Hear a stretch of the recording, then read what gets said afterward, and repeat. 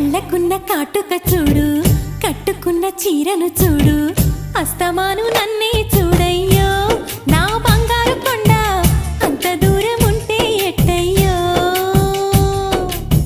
చెవులకున్న దుద్దులు చూసా, ముక్కుకున్న ముక్కెర చూసా, చూడమన్నవన్నీ చూశానే. నా పువ్వుల దండ చూపకుండా ఎన్నో దాచావే.